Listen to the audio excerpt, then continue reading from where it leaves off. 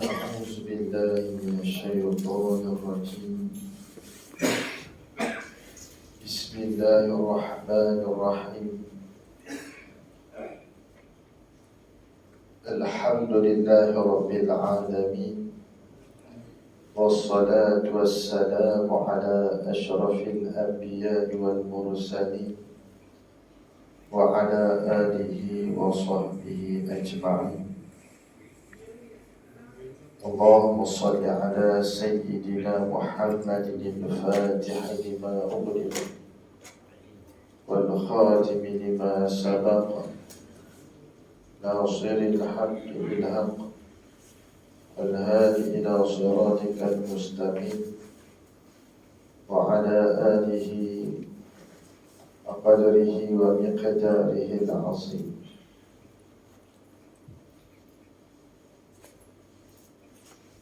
صلاة تفتح لنا بها أبواب الرضا والتيسير وتغلق بها عنا أبواب الشر والتعسير وتكون لنا بها وليا ونصيرا. أنت ولينا فنعم المولى ونعم النصير.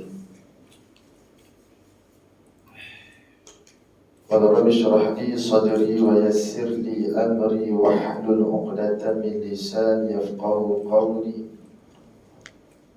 ربي زدني علما وارزقني فهما ووسع في رزقي وبارك لي فيما رزقتني واجعلني محبوبا في قلوب عبادك وعزيزا في عيونهم واجعلني وجيها في الدنيا والآخرة ومن المقربين.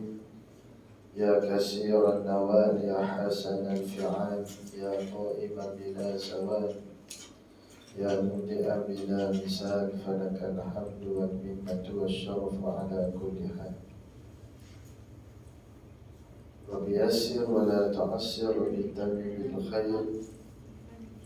بسم الله توكلت على الله ولا حول ولا قوة إلا بالله العلي العظيم. باسمك آمنت بالله ولا حول ولا قوة إلا بالله العلي العظيم. بسم الله الذي لا يضر مع اسمه شيء في الأرض ولا في السماء وهو السميع العليم. Ya Allah, ya Tuhan kami, Engkau kurniakanlah kepada kami kefahaman para Nabi-Mu, ya Allah. Ya Allah, ya Tuhan kami, Engkau kurniakanlah kepada kami ingatan dan hafalan para Rasul-Mu, ya Allah. Ya Allah, ya Tuhan kami, Engkau kurniakanlah kepada kami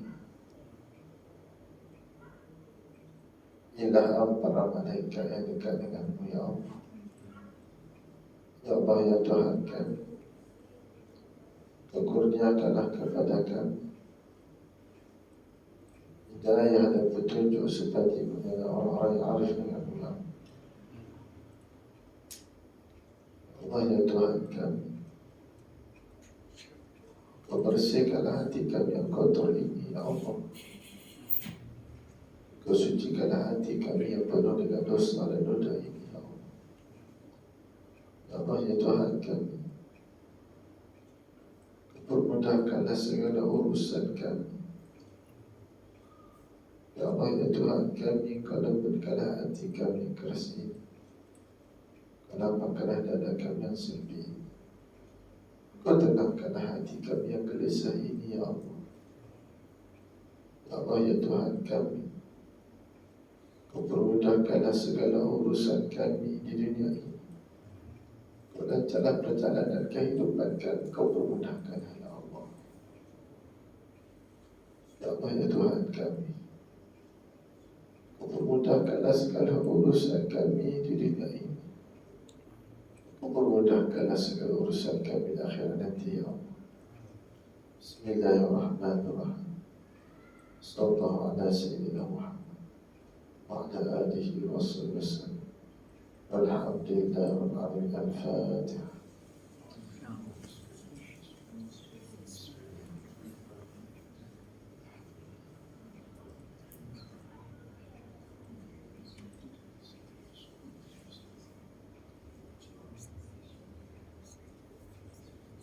Assalamualaikum warahmatullahi ta'ala wabarakatuh.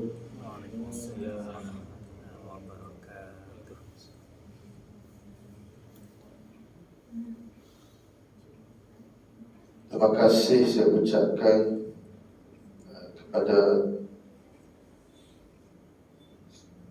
Tuan Haji Harun kerana sudi menjemput saya pada kali ini di Surau Al-Hidayah ini. Yang saya muliakan Tuan Imam, Tuan Pengurusi Ahli Jannah Kuasa Surau Al-Hidayah Taman Langkawi, seterusnya para hadirin dan hadirah, ibu-ibu dan ayah yang dimuliakan dan rahmati Allah Subhanahu wa ta'ala sekalian. Pertama kali, marilah sama-sama kita tingkatkan rasa syukur kita kepada Allah Subhanahu wa ta'ala. Allahumma salli ala Sayyidina Muhammad.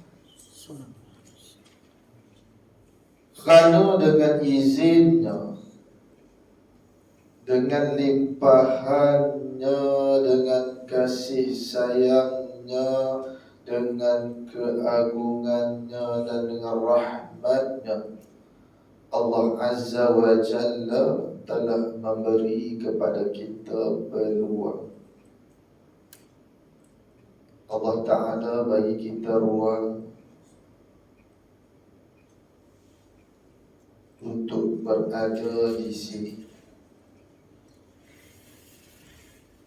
di mana tuan-tuan dan puan-puan, maklum dan maklum, kita dapat berada di tempat yang baik ini. Tempat yang kita ada sekarang ni, yang kita panggil surau, yang bahasa Arab panggil musalla. Di mana tempat yang kita duduk ni, tempat kita meletakkan dahi kita ni, untuk kita sujud kepada Allah Subhanahu wa ta'ala. Dahi kita yang hina ni untuk kita rukuk dan sujud kepada Allah Subhanahu wa ta'ala. Dalam arti kata yang mudah, tempat yang kita duduk ni tempat kita melaksanakan ibadah kita. Kita melaksanakan ubudiyah kita, mengabadikan diri kita kepada Allah Subhanahu wa ta'ala. Tempat inilah kita buat segala program, segala aktiviti untuk mendekatkan diri kepada Allah Subhanahu wa ta'ala. Dan nama surau ni Masya Allah cukup cantik, Al-Hidayah. Mudah-mudahan bukan setakat daripada Tuan Imam dia, pengurusi dia di Jatuh Kuasa mendapat hidayah, tetapi kita yang hadir dan seluruh masyarakat yang ada sekeliling ini juga mendapat hidayah daripada Allah Subhanahu wa ta'ala. Kita jangan jadi seperti orang yang Al-Imam Ghazali rahimahullah ta'ala berpesan kepada anak-anak muridnya dan juga kepada kita. Ada orang dia bertambah ilmu bagus ya, main mengaji, tuan-tuan saya ucap tahniah, bagus kita main mengaji, kita menentang ilmu bagus. Dan boleh ajak lagi kawan-kawan kita main mengaji pun lagi bagus. Tetapi kalau boleh kita yang main ngaji, kita yang mendapat ilmu, yang menentang ilmu ini, kita nak supaya ilmu kita ini yang bertambah dengan ilmu seiring dengan hidayah daripada Allah Ta'ala. Imam Ghazali berpesan kepada kita berdasarkan satu hadis Nabi SAW. Nabi pesan kat kita. Kita dengar pesanan Nabi di betul-betul, pegang betul-betul apa yang disampaikan oleh baginda Nabi kita SAW. Apa kata Nabi SAW? Man izdada ilman, barang siapa tu siapa? Sesiapa kita.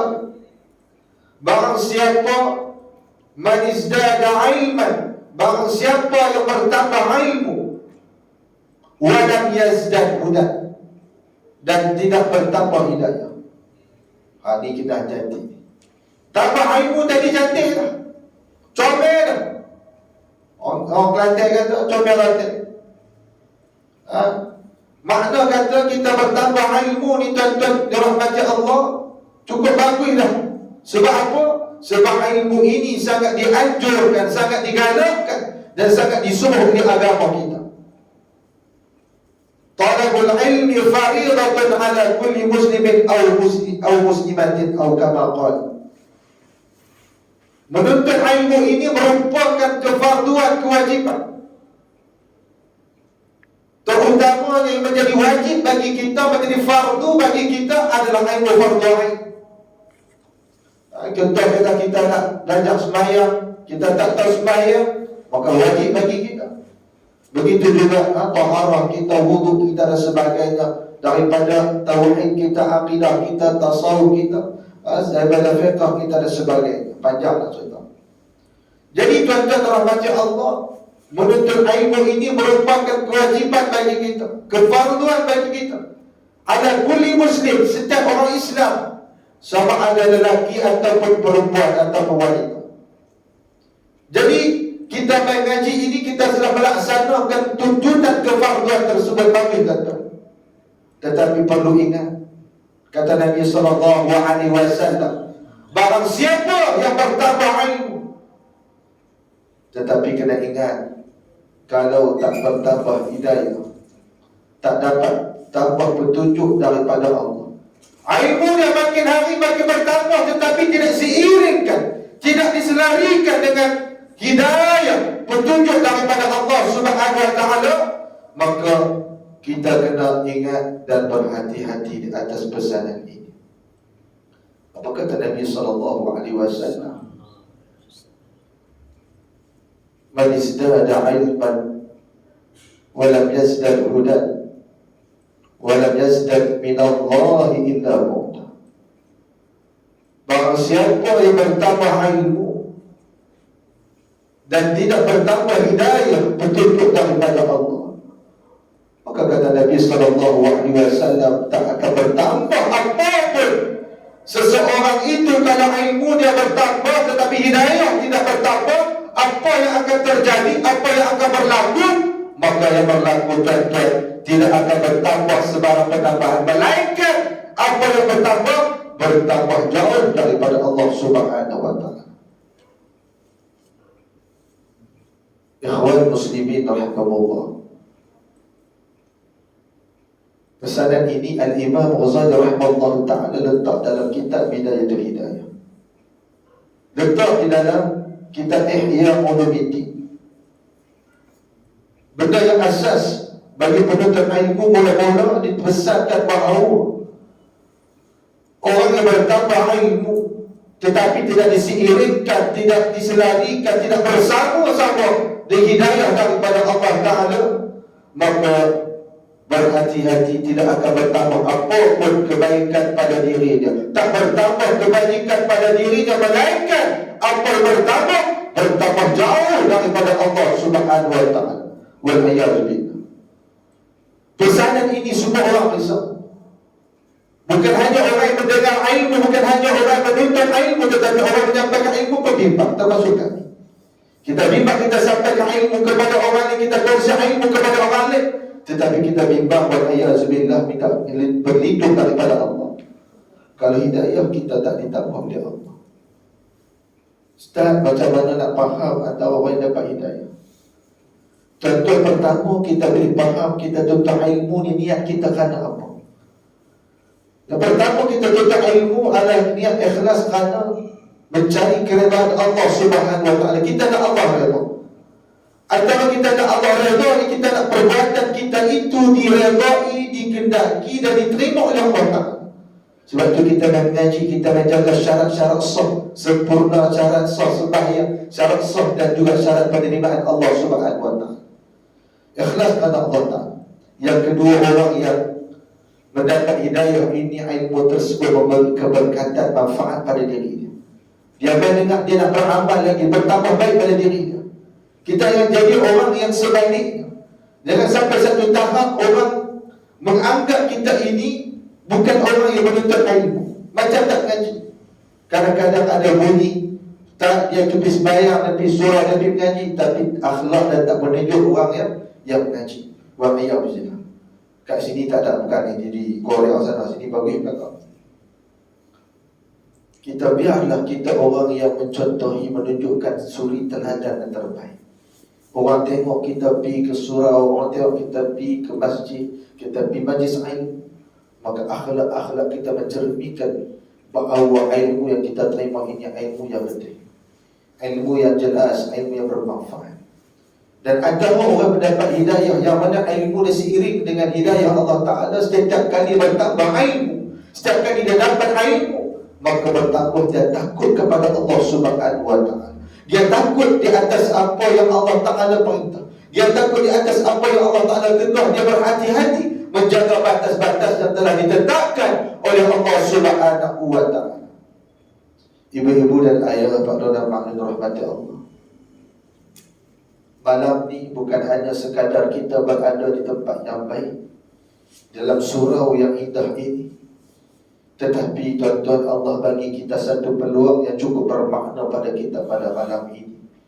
Bukan setakat malam ni, sebelum ni dan mudah-mudahan yang akan datang, kita senantiasa dipilih oleh Allah Ta'ala berada dalam tempat-tempat yang baik. Sebab apa kita minta kepada Allah Subhanahu Wa Ta'ala kita berada di tempat-tempat yang baik? Kita nak penghujung kita, penghujung kita dan Tuhan kita nak di hujung akhir hayat kita nanti Allah berikan hadiah yang istimewa untuk kita, hadiah yang hebat untuk kita. Apa dia? Penuntut yang baik, husnul khatimah. Kata para ulama, orang yang nak mendapat husnul khatimah, disudahi, ditutup kehidupannya dengan keadaan yang baik, di tempat yang baik, maka dia kena istiqamah, dia kena berada sentiasa berada di tempat-tempat yang baik, dia ada dalam keadaan yang baik. Mudah-mudahan kita yang berbiasa buat kebaikan ini, mudah-mudahan Allah Ta'ala berikan kepada kita al-a'mal bil khawatim. Kata Nabi SAW, hanya saja amalan seorang itu akan dinilai, akan dilihat berdasarkan penutup kehidupannya. Ada orang Allah Ta'ala bagi kehidupan dia, Allah jadikan skrip kehidupan dia, drama kehidupan dia, jalan cerita hidup dia. Awal-awal tak apa nak elok, tengah dia cantik, hujung dia baik, alhamdulillah. Ada orang bagi awal cantik, tengah-tengah tak apa nak comel, tapi hujung dia baik pun alhamdulillah. Tapi jangan jadi orang yang tuan awal dia cantik, awal dia elok, tengah dia elok, tapi hujung dia tak elok. Wal-iyazubillah saya. Tapi ada orang awal tengah hujung tak cantik, kira sad ending kan, bad ending, kira penutup yang tak apa nak cantik. Dia bukan happy ending. Kita kalau boleh kita tengok happy ending. Kalau kita tengok filem drama apa, movie, kalau tengok cerita tu hujung sedih, tak apa nak semangat beli. Tak jadi beli apa dah hujung sedih. Tak apa orang perempuan tengok cerita Hindustan ke Korea ke, Allah tak jadi kahwin dengan pak guru dia. Biasa. Tengok drama Hindustan dulu zaman dulu Hindustan, teriak ya Allah, kira teriak sungguh-sungguh. Kadang-kadang kita fikir ayat mata teriak tuan-tuan, kalau dia teriak atas tikar sejadah tu, kira orang kata boleh pakai.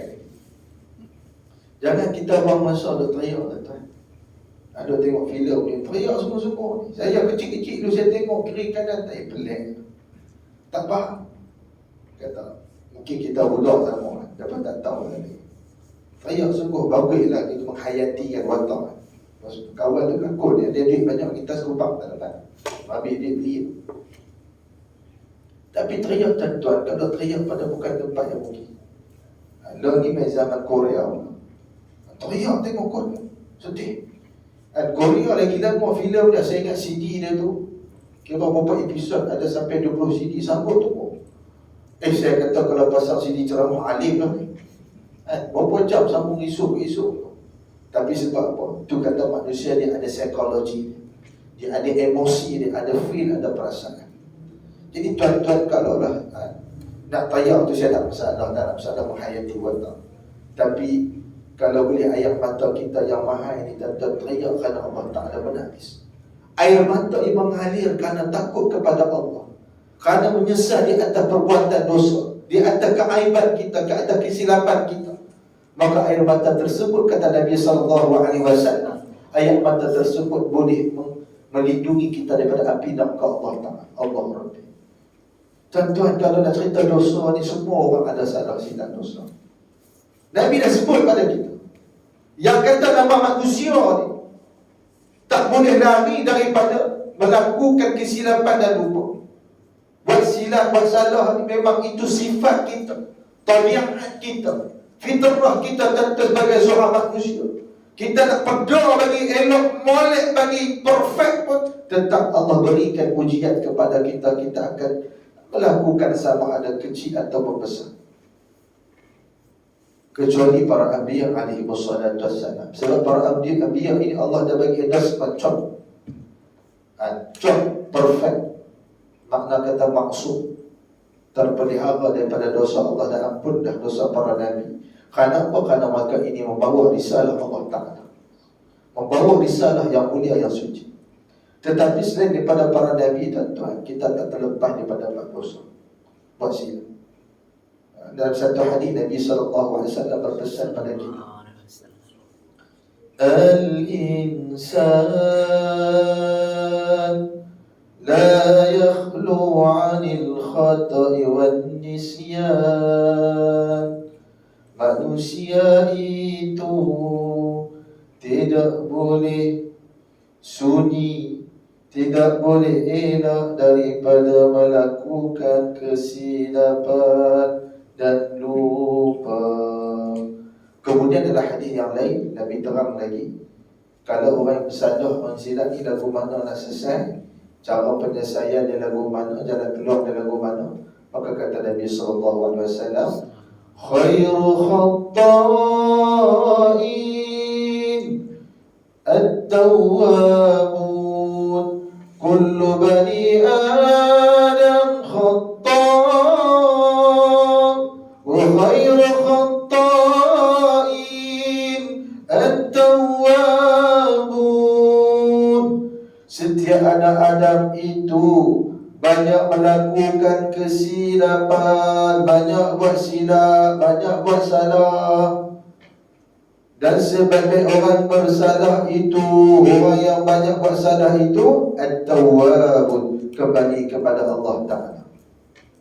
Dalam hadis ini Nabi menggunakan kalimah, kalau kita tengok bahasa Arab, kalau kita faham, khata' di sini bukan kata pernah buat silap, tetapi sebut banyak buat silap. Daripada sirah mubalaghah, bersangatan. Makna kita ni kerap buat silap, cuma kita tak perasan dan tak mampu nak mampu silap tu je. Itu yang berlaku. Silap ni banyak. Aib ni banyak. Tuan-tuan tak payah tengok aib banyak. Kadang-kadang isteri pun kena suami dia macam mana, dan suami juga kena isteri pun lagu mana. Si isteri pun tahu suami dia kentut derat ke pelat ke, boleh tahu. Tu pun kadang-kadang tak mengaku. Bini dia tanya, abang kentut ke tidak? Abang keluar angin je. Contoh. Jadi tuan-tuan, kita bersyukur pada Allah. Allah tak buka aib kita, Allah sayang kita. Tapi kita ni banyak buat silap. Tak payah mengaku kat ustaz dalam masalah, tak mengaku kat isteri kita mengaku dengan Allah. Ya Allah, kita apa macam mana kita nak selesai, kita nak balik, kita kembali kepada Allah At-Tawwab. Jadi orang bertaubat pada Allah. Kadang-kadang bukan kata mulut kita, hati kita macam-macam berlaku. Ada satu hari, seorang maklum dia kata, ustaz, saya ni alhamdulillah selama hidup ni saya ni buat baik belakang. Saya kata bagus lah. Alhamdulillah ustaz, saya mau ni saya buat baik dan saya rasa saya baik. Saya kata tu salah. Yang baik tadi bagus lah buat baik, tapi saya rasa saya baik tu, saya kata tu saya kurang setuju. Dan Tuhan dirahmati Allah, kadang-kadang Allah bagi keistimewaan kepada kita. Allah kurniakan rezeki kepada kita, kita boleh beramal saleh, kita boleh buat baik, kita baca macam amal. Kadang-kadang Allah bagi kita boleh baca Quran, kita boleh khatam Al-Quran sehari 10 kali. Ada orang boleh tahu 10 kali? Ustaz, baca Allah 3 kali ya. Kira darab 10 darab 3, 30. Allah kira cukup kata. Itu Allah. Ada orang yang Allah beri kelebihan kita boleh sembahyang, rajin sembahyang. Dia tak sama kadang-kadang Allah beri rezeki kat kita. Ada orang dia lebih kepada bahagian Al-Quran, ada orang lebih kepada ibadat puasa, ada orang lebih kepada solat. Tapi tuan-tuan tak ada masalah. Kalau Allah bagi benda kita macam tu pun tak ada masalah bagi. Tapi hati-hati. Dalam Allah uji kita tuan-tuan, waktu tu ada juga makhluk baik nak main masuk kita. Makhluk baik ni saya kata apa? Iblis dan syaitan. Sebab apa kata baik? Dulu baik tuan-tuan. Tapi bila dia merasa dia baik, baik. Ini yang berlaku. Jadi dalam tuan-tuan hati-hati. Kita jumpa kadang-kadang kita main. Ini lintasan biasa. Dan bila masalah, bila merasa diri baik tuan-tuan, wa'iyyazubillah, maka merupakan satu dosa. Ingat ni, satu saving formula. Walaupun dia baik, dia tak buat dosa, tapi bila dia merasakan diri dia tak berdosa, itu berdosa. Ini bahaya. Kalau orang tu dia berdosa, dia merasakan dia berdosa, itu bagus. Dan bahkan orang tu tak buat dosa, dia merasakan diri berdosa pun lagi bagus. Kadang-kadang tuan-tuan Allah bagi ke segala kemampuan, dia main pula rasa diri baik, dia mula nak compare, nak condemn. Apa ada orang tak sembahyang tahajud, tengok macam aku ni hari-hari, dia main ujub pula. Tuan-tuan ujub ni kadang-kadang tak perasan. Takabur riak tu memang telah dah nampak. Depan orang dah tunjuk, belakang orang dia cabut lari. Bisa. Tapi ujub ni bahaya. Kadang-kadang dia ganggu dalam kehidupan kita. Kadang tengah malam kita dah sembahyang, kita dah sembahyang takbir Allahu Akbar. Tiba-tiba tengok ustaz main lewat pula. Apa ustaz ni dah tengok aku ni bagus. Ustaz pun main lewat. Contoh. Jadi dia main, tuan-tuan hati-hati. Sebab kalau tadi pun kita baik, tapi bila kita merasa diri kita baik, atau kita rasa diri kita tak berdosa, maka kita membuat satu dosa. Dan tambah-tambah tuan-tuan, dosa yang kita buat tu kita tak sedar, dan orang pun tak tengok kita. Tuan-tuan dalam hati mana-mana tahu nak tengok orang kan. Sebab itu tuan-tuan, kita kena hati-hati, menjaga hati. Hidup mati biar bererti. Tu pegang dia. Hati-hati menjaga hati, hidup mati biar bererti. Ni duk ambil madah-madah cinta je. Duk seronok, duk ambil puisi cinta. Jauh di mata, dekat di hati. Bila bertemu bersatu hati. Tu lah kita duk hafal. Tapi hafal ni, hati-hati menjaga hati. Hati kita ni tuan-tuan nak jaga, kena hati-hati. Sebab apa hati ni penting tuan-tuan? Hati dia adalah raja segala anggota. Dalam kitab Minhajul Abidin, Al-Imam Ghazali rahmatullahi alaih sebut, qalbu mulukul a'ta. Hati ni adalah raja segala anggota kita. Kalau hati kita cantik, maka ahli ikut sama. Tapi hati kita tak comel, maka ahli pun sama ikut turut rakyat anggota dia. Sebab tu tuan-tuan, pentingnya kita jaga hati. Allahumma salli ala sayyidina Muhammad. Jadi tuan-tuan, kalau lah dari sebalik tadi, kita ni manusia tak lari daripada buat silap dan salah. Dan sebab orang bersalah itu adalah kembali kepada Allah, bertaubat. Banyak bertaubat. Walaupun kita dah bagus tuan-tuan, lagilah bertaubat. Tak payah cerita banyak. Kita ambil contoh yang paling mulia, iaitu baginda Nabi kita sallallahu alaihi wasallam. Nabi sebagai contoh teladan ikon yang terbaik, role model yang terbaik. Nabi SAW merupakan seorang Nabi Rasul yang maksum, ismah. Maksud ni Allah bagi cot terpelihara. Bahasa kita sempurna, perfect, lisankan. Tak ada akan sebarang kecacatan atau sebarang dosa kepada Nabi SAW. Itu pun tuan-tuan Nabi ajar kita, Nabi tunjuk contoh kepada kita. Nabi akan beristighfar kepada Allah Ta'ala, dan Nabi pesan kepada kita, paling kurang Nabi akan minta ampun Allah, istighfar kepada Allah paling kurang 70 kali dalam satu riwayat. Dalam riwayat yang lain mengatakan bahawa paling kurang Nabi beristighfar kepada Allah Ta'ala paling kurang 100 kali. Kita tentu berapa kali istighfar? Berapa kali? Ustaz, banyak Ustaz. Berapa kali? Banyak tu. Rasa tasbih dah dekat mulut dan jalan hati. Banyak kita tuan-tuan takut kita banyak membawa. Kita banyak membawa, banyak mencapai. Tak salah nak membawa, tapi membawa yang diterima syariat. Tak terima syariat tak boleh. Ada pula ustaz yang membawa syariat, tak potong bawang tak ada masalah. Membawang pula bahasa. Membawang ni mengumpat.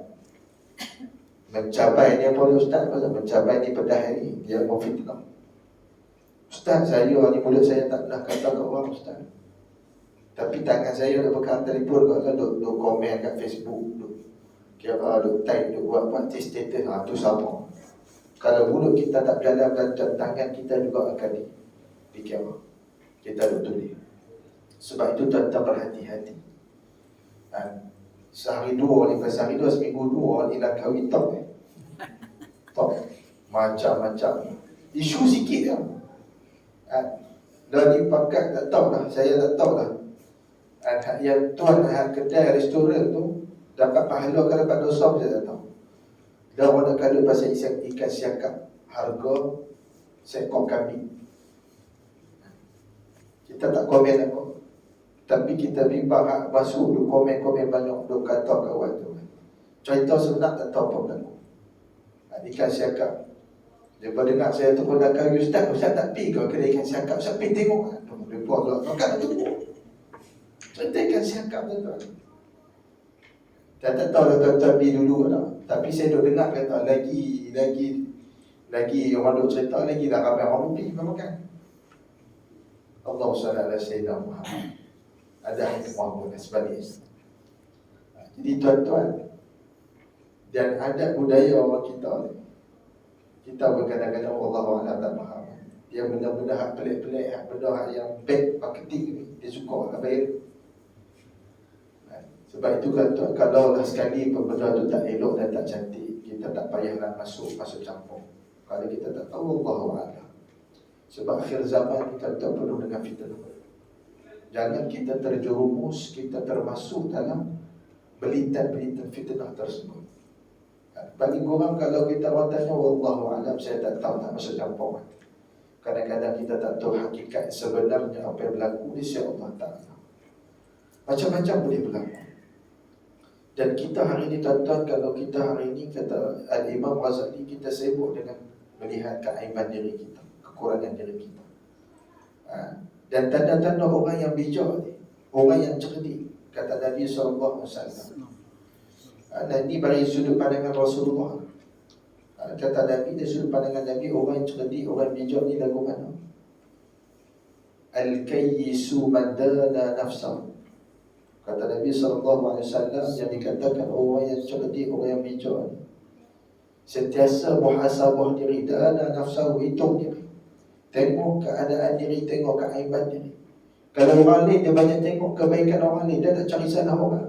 Kita terbalik tuan-tuan. Hak orang dia juga cari, hak dia orang dia kata hak baik. Tuan-tuan, kalau kita nak jadi orang yang bijak, orang yang cerdik, kita banyak lihat kekurangan diri kita. Maka tuan-tuan, tak ada kala pasal orang. Hak buruk orang tu tak apa, kita doa yang baik. Tetapi kita minta, ya Allah, berilah kebaikan pada diri aku. Allah mazidni khairan, ya Allah, tambahkan pada aku kebaikan. Dan kata Nabi SAW, dia bukan hanya setakat koreksi diri, postmortem diri, tetapi dia juga wa'amila lima ba'dal maut, dia beramal untuk hari selepas mati. Tuan-tuan, kita bukan setakat muhasabah postmortem menyesal, ya Allah, hari ini. Hari ini kita post muhasabah balik tuan-tuan, ibu-ibu dan ayah. Hari ini Al-Quran berapa lain yang kita baca, kita boleh sengok balik. Dan berapa hari ini apa yang perbuatan baik kita buat, sedekah kita banyak mana. Hari ini apa yang kita lakukan lagi, solat kita banyak mana, istighfar kita banyak mana, selawat kita banyak mana. Begitu boleh kira tuan-tuan. Kita kadang-kadang kita tak pasal, tapi kita kena baca tu checklist sebenarnya, ya Allah, apa amalan yang aku dah buat ini. Kalau kita cek balik, kita malu tuan-tuan. Masa kita banyak habis kepada perkara-perkara yang sia-sia. Sebab ingat tuan-tuan rahmati Allah, bila mana kita berada di akhir zaman, di akhirat nanti, dia berada di padang mahsyar, kita dihimpunkan oleh Allah Ta'ala. Semua orang akan dibangkit oleh Allah Ta'ala waktu itu. Tak ada seorang terkecuali. Waktu itu kita nak ke tak nak ke, kita mau tak mau ke, semua akan kena dihimpunkan oleh Allah Ta'ala di satu tempat, di padang mahsyar. Pada masa ni tuan-tuan dua. sangat luas. Dan di Mahkamah Agung Allah Ta'ala nanti, setiap orang akan dinilai, akan dihisab oleh Allah. Waktu itu tuan-tuan, apabila kita dibangkitkan oleh Allah Ta'ala di alam barzah, di alam kubur, dan kita menuju kepada mahsyar Allah Ta'ala, satu pada perhimpunan yang sangat luas. Waktu itu tuan-tuan, bila sebut pada mahsyar ni, ya Allah, ngeri, dahsyatnya suasana situasi pada mahsyar. Sampai diceritakan tuan-tuan bahawa matahari ni dikatakan sejengkai dengan kepala kita. Dekatnya matahari tuan-tuan. Matahari yang ada Allah ni pun kita tak tahan, dah panas. Kalau boleh nak lari masuk aircon, tak panas. Pasang kipas 2-3 biji. Tapi tuan-tuan, di padang mahsyar di antara perkara-perkara yang menakutkan kita banyak. Matahari dekat dengan kita dan sampai diceritakan bahawa ada orang yang peluh dia keluar sampai ke pinggang, ada sampai ke leher, ada sampai tenggelam dalam peluh dia sendiri, berenang dalam peluh dia sendiri. Dan waktu itu tuan-tuan, ibu dan ayah, yang paling dahsyat yang kita tak sanggup nak mengalami situasi macam tu, antaranya waktu tu seorang ayah tak kenal anaknya. Dan kalau kenal pun buat tak kenal. Begitu juga seorang mak tak kenal anak, anak tak kenal ayah, ayah tak kenal pak, pak tak kenal bini, bini tak kenal isteri, contoh. Jadi situasi ini akan berlaku tuan-tuan, dan sampai satu tahap seorang ayah sanggup tolak anak dia masuk dalam api neraka semata-mata nak selamat diri dia sendiri. Begitu juga seorang mak sanggup tolak anak, dan anak seorang anak sanggup tolak mak dan ayah dia masuk ke neraka, kerana waktu tu tak fikir menjalin, fikir penting diri, nak selamatkan diri, macam mana nak masuk syurga Allah Ta'ala. Sebab apa tuan-tuan, waktu tu depan mata dia tengok. Tengok depan mata. Tengok depan mata bagaimana keadaan-keadaan yang Allah Ta'ala pernah khabarkan. Allah Ta'ala pernah cerita kita di dunia lagi dalam Al-Quran. Dan Nabi SAW cerita dalam hadis. Nak bagi kita bagaimana keadaan-keadaan, janji-janji Allah Ta'ala yang mana Allah akan sediakan kepada hamba-hambanya yang akan bertemu dengan Allah Ta'ala pada Yaumul Mahsyar, di hari perhimpunan. Dan waktu tu tak ada seorang pun yang boleh koma lari pintar. Semuanya akan dihimpunkan di bawah genggaman Allah Subhanahu wa Ta'ala waktu tu tuan-tuan. Dan kata Allah Ta'ala waktu tu, apa segala kekayaan yang kita miliki, harta benda kita yang banyak dekat dunia, kekuatan yang kita ada, kemegahan yang kita ada di dunia dulu, sedikit pun takkan mampu untuk tolong kita. Allahumma salli ala sayyidina Muhammad wa ala sayyidina Muhammad. Azan dulu. Terus aja. Jadi waktu itu tuan-tuan, kata Allah Ta'ala dalam Al-Quran, Allah berfirman, Allahumma salli ala sayyidina Muhammad wa ala sayyidina Muhammad. Pada hari itu, kata Allah, yauma la yanfa'u malun wa la banun illa man atallaha biqalbin salim. Sadaqallahul azim. Waktu itu maklum, pada hari itu kata Allah, la yauma la yanfa'u mal.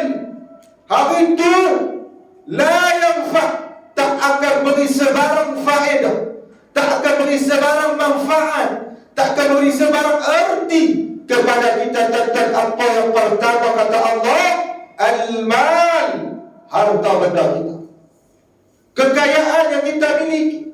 Harta benda yang lagu mana, kalau harta tersebut kita tak pernah letak, tak pernah salur, tak pernah infak pada jalan Allah Ta'ala. Dan habis beli apa? Beli apa-apa yang tak pernah ada saham pada akhirat, pada akaun bank akhirat, maka harta tersebut tidak dipandang dan tidak dianggap nilai di sisi Allah Ta'ala. Dia mengaku walaupun dia orang yang paling kaya dekat dunia dulu, tetapi harta tersebut tak boleh nak tolong dia. Kalau kita duit banyak mana tuan-tuan, waktu tu tak boleh nak buat apa. Sedikit pun tak dapat bantu kita. Melainkan kalau harta tersebut kita infak pada jalan Allah, harta tersebut kita jariah kepada jalan Allah, harta tersebut kita bagi kepada perkara-perkara yang diridai oleh Allah, harta tersebut memberi banyak manfaat kita untuk akhirat kita, maka harta tersebut akan memberi nilai tambah kita di sana.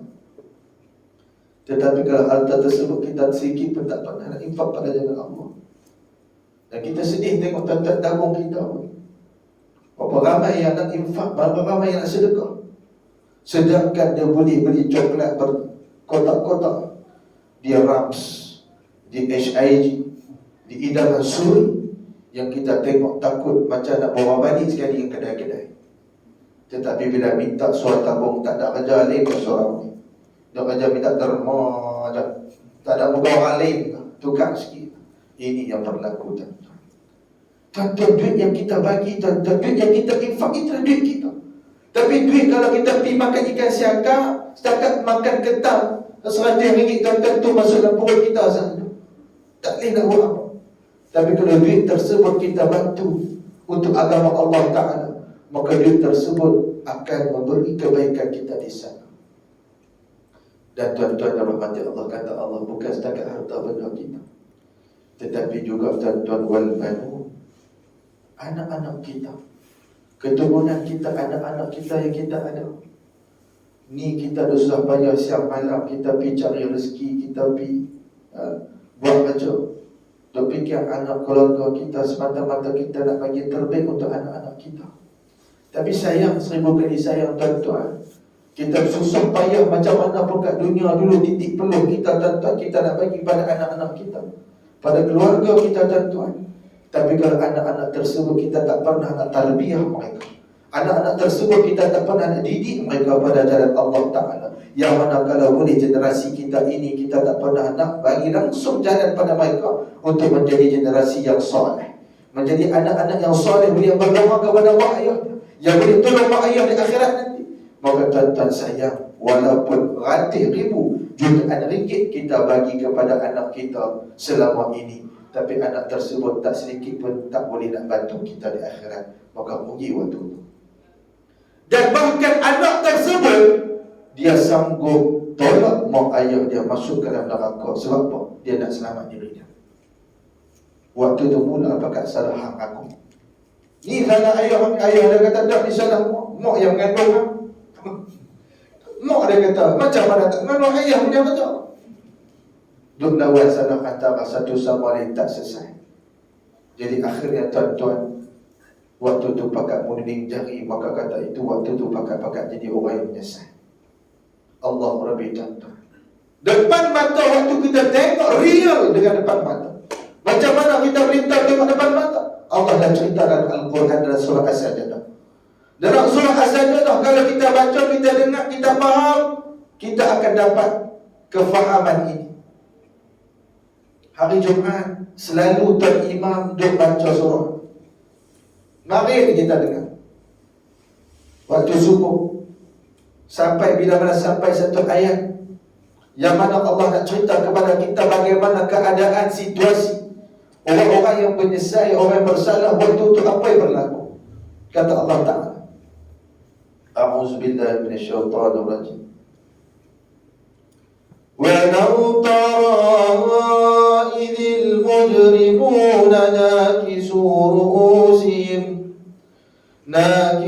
رُءُوسِهِمْ عِنْدَ رَبِّهِمْ رَبَّنَا أَبْصَرْنَا وَسَمِعْنَا فَارْجِعْنَا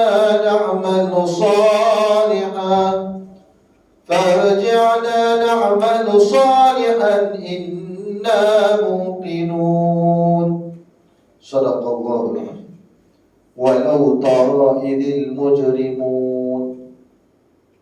Dan kalau kamu melihat apa? Melihat keadaan ketika mana orang-orang yang bersalah ini, mereka akan tunduk kepala mereka di hadapan Allah Ta'ala.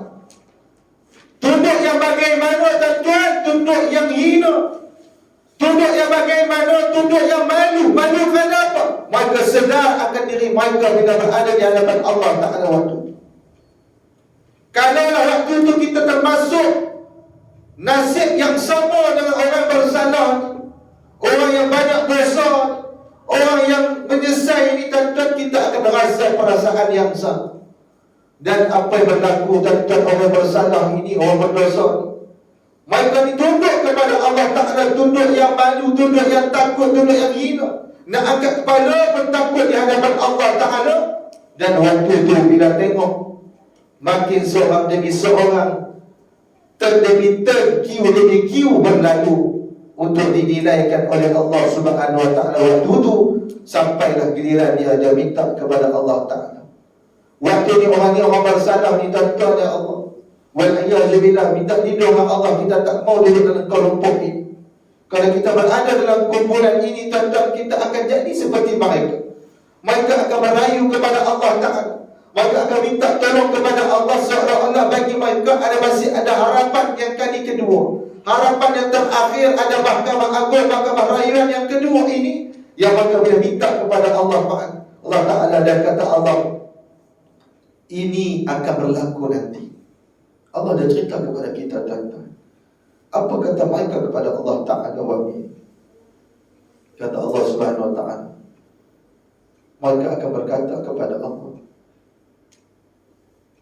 Rabbana, ya Allah, ya Tuhan kami, ya Allah, ya Tuhan kami, Rabbana abasarna, ya Allah, ya Tuhan kami, pada hari ini, pada saat ini, pada waktu mana tuan-tuan, pada malam, waktu berada di mahkamah agung Allah Ta'ala, waktu kita dihimpunkan oleh Allah Ta'ala di padang mahsyar, semua akan berada di hadapan Allah waktu itu dalam keadaan yang pelbagai reaksinya, perasaannya, kekhawatirannya dan sebagainya yang kita akan alami nanti.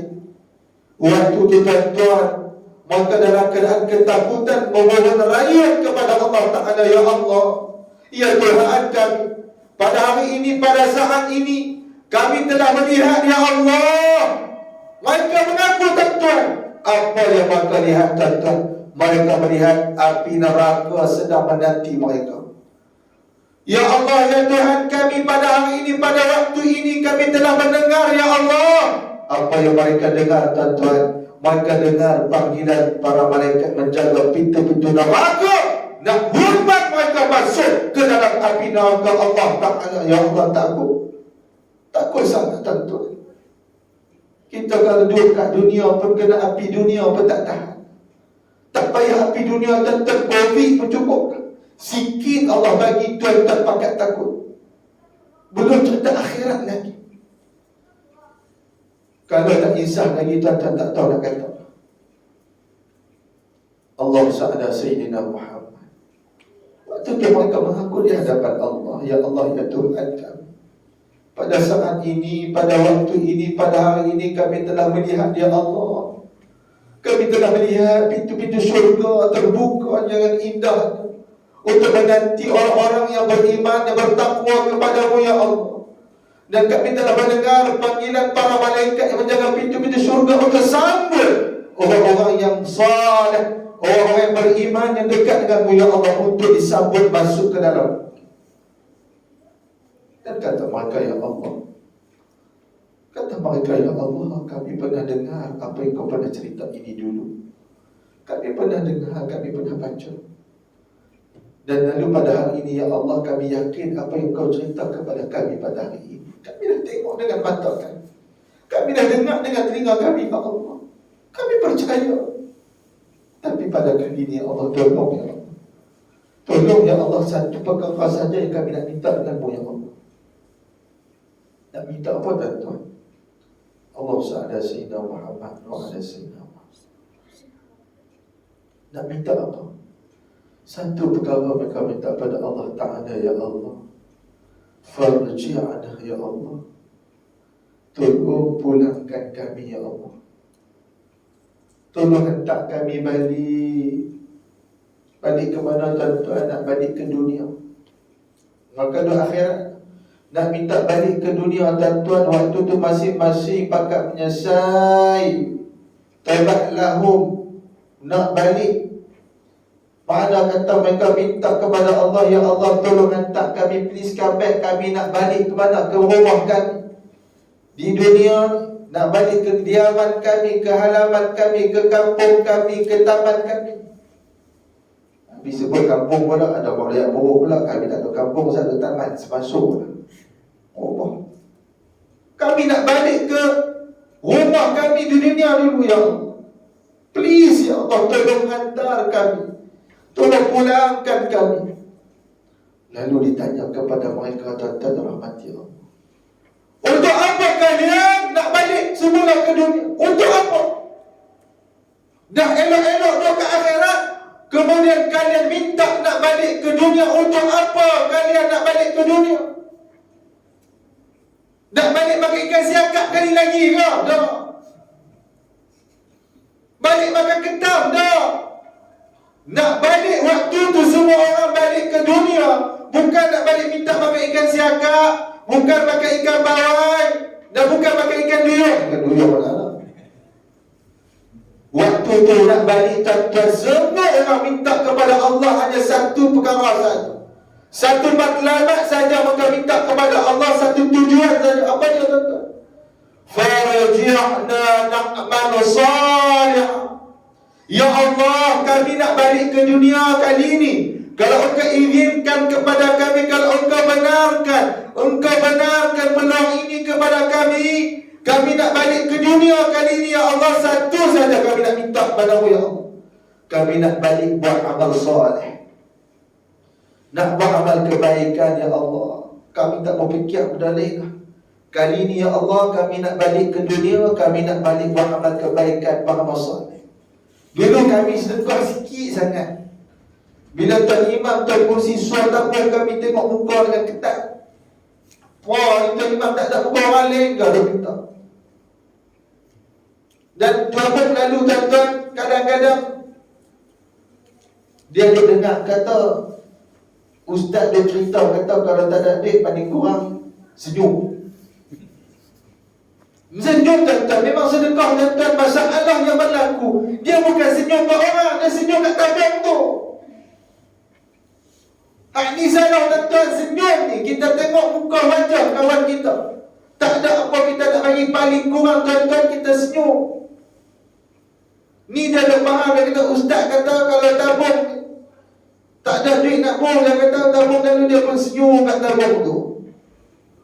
Tabung tu tanya balik, yang senyum kat aku apa? Aku ni bukan untuk senyum, aku ni untuk masuk duit.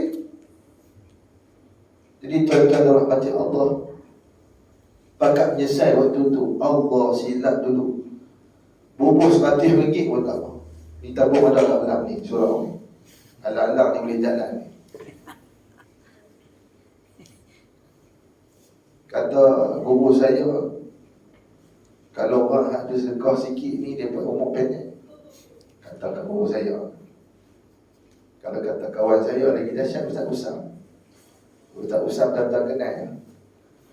Kalau dia buat, dia edar saja tabung, memang kali gelap lah pula. Saya tak gamuk nak buat macam dia. Dia kata, tuan-tuan siapa yang tak sedekah malam ni, tak infak tabung malam ni, saya doa keluar umur pendek ni.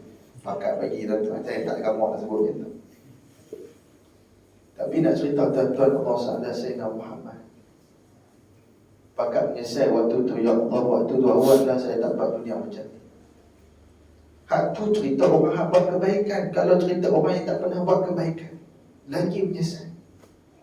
Waktu tu semua pakat minta kepada Allah Ta'ala, ya Allah tolonglah, nak balik ke dunia, ya Allah, kami nak kembali ke dunia. Dan kata mereka lagi kepada Allah Ta'ala, inna muqinun, sesungguhnya kami orang yang paling yakin sekali. Tuan-tuan, waktu tu semua orang akan jadi orang yang paling yakin sekali. Masa dia duduk kat dunia tuan-tuan, dia kurang keyakinan. Bukan tak ngaji, bukan tak tahu, bukan tak tahu dosa pahala, bukan tak tahu kelebihan ini, kelebihan itu, kebaikan ini, kebaikan itu. Tetapi tuan-tuan, ujian kepada diri dia, pada diri kita. keyakinan kita kepada janji Allah Ta'ala. Tetapi waktu tuan-tuan, walaupun kat dunia dia tak apa nak yakin, kurang keyakinan, tetapi bila berada di hadapan Allah Ta'ala waktu itu, dia lah orang yang paling yakin sekali. Bahkan maka ini berkata kepada Allah dan raih kepada Allah Ta'ala, ya Allah, tolong pulangkan kami, hantar kami balik. Maka tuan-tuan rahmati Allah, apa yang berlaku? Agar kau boleh balik dah ke dunia balik? Boleh tak balik?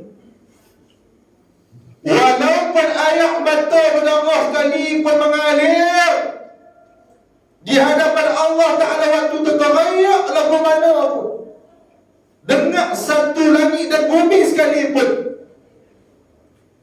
Allah Ta'ala sekali-kali tidak akan hantar mereka semula ke dunia.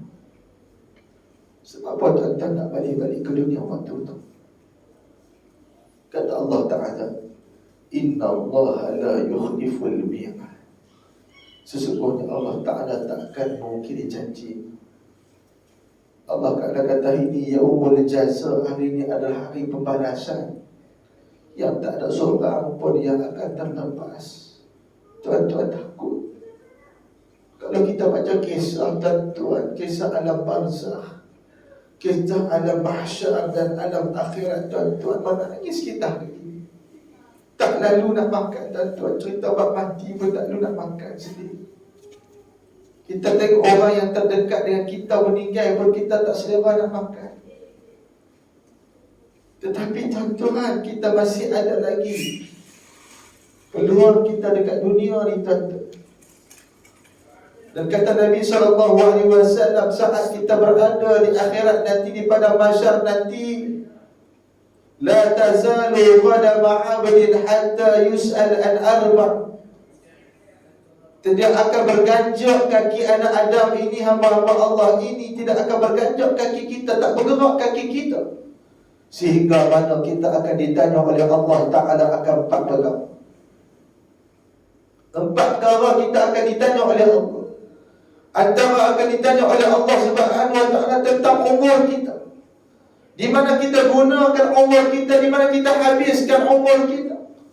Umur yang Allah bagi kepada kita, kita bagi umur ni, Allah bagi kepada kita nikmat, kurniaan kepada kita. Adakah kita guna pada sebaik-baik jalan? Allahu Rabbi tuan-tuan. Masya Allah, tabarakallah, wa la hawla wa la quwwata illa billahil azim. Dan perjalanan kehidupan kita tuan-tuan rahmati Allah. Dan tuan-tuan perlu faham, dan kita perlu tahu bahawa masa akhirat tak sama dengan masa dunia. Satu hari akhirat sama dengan 1000 tahun dunia tuan-tuan.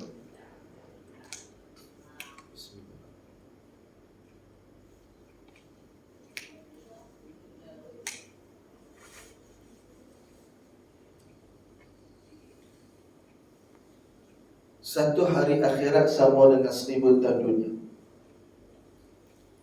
Allah Rabbi tuan-tuan, perjalanan pada mahsyar ambil masa berapa hari boleh. Kita yang hidup dekat dunia 50-60 tahun pun tak tahan, 70 tahun. Kalau kita kira masa dunia kita nak banding dengan akhirat, agak-agak kita hidup kat dunia ni, kalau nak banding masa akhirat, kalau kita kira comak pi mai dalam kita hidup dalam sejam tu, tahu pun tak sampai 2 jam ya. Tambah umur umat Nabi SAW dalam 60 tahun ke 70 tahun. Kata Nabi SAW, umur umatku ni mencapai saja 60 ke 70 tahun. Sinti dibesar baik. Sebab tu tuan-tuan sabar sikit lah kat dunia ni sikit. Tapi nak sabar sikit pun mencabar dulu. Allah Rabbi tuan-tuan, ujian demi ujian yang kita lalui. Sabar tuan-tuan, ke akhirat nanti kita infinity. Infinity kita di akhirat nanti tuan-tuan. Kalau kita berada dalam syurga, alhamdulillah, amin ya Rabb. Tapi kalau sebaliknya, wal'ayazubillah tuan-tuan. Kata Allah dalam surah As-Sajdah,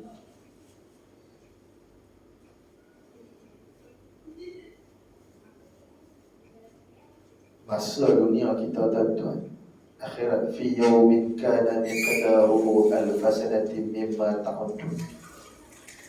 Satu hari tuan-tuan, akhirat ini kana miqdaruhu, mengikut kadar kita kira nisbah kita kat dunia ni tuan-tuan, alf sanatin, 1000 tahun yang kamu kira, yang kamu hitungkan itu.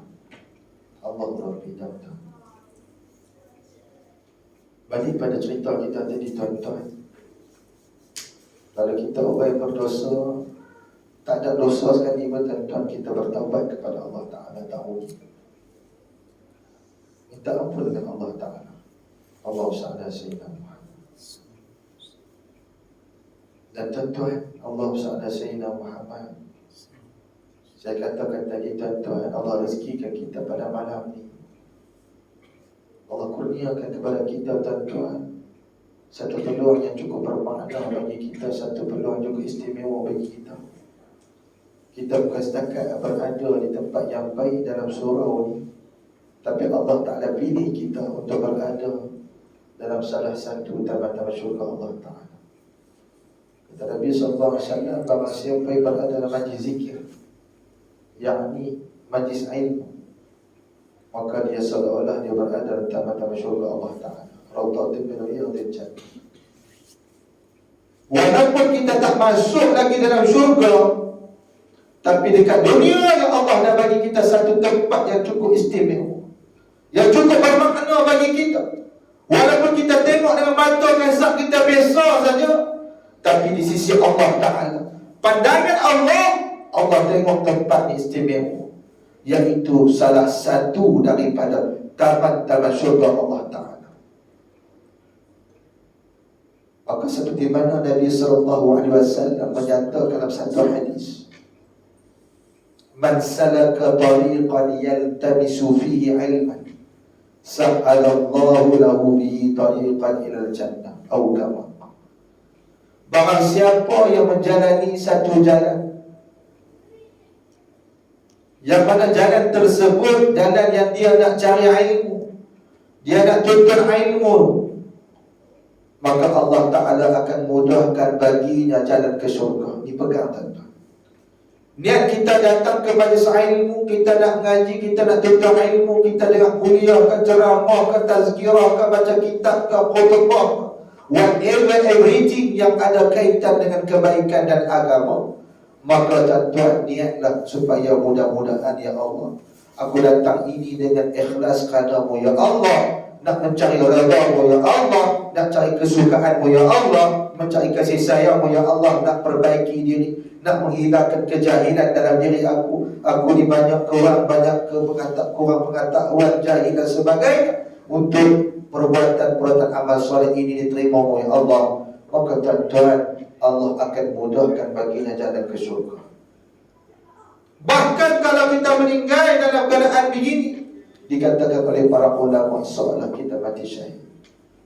Allahumma salli ala Sayyidina Muhammad. Itu tuan-tuan, tak rugi tuan-tuan kita mendengar bagi semangat siapa tuan-tuan. Saya tahu tuan-tuan tak ada mana-mana surah masjid paksa kita, tak ada.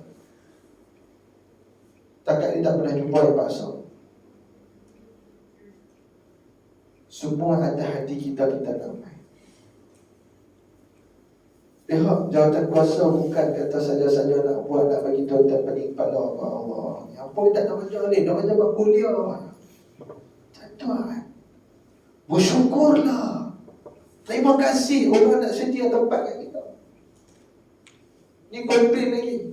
Surah ni kira tak habis-habis, siang malam ngaji, kuliah. Tak sekira ngaji. Tak kuat nak buat disko kat sini. Kakak nak buat kelabu malam ni. Kalau tuan-tuan bagi tahu saya surah ni buat disko, tuan-tuan mampak awal kat sini. Saya sampai awal. Al-Imam Hasan Al-Banna, Al-Imam Syahid Hasan Al-Banna, seorang tokoh pendakwah yang hebat. Imam Hasan Al-Banna ni kisah menarik.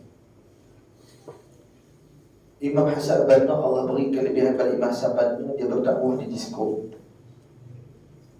Tuan-tuan, dakwah disko gelap, pub. bukan senang tuan-tuan.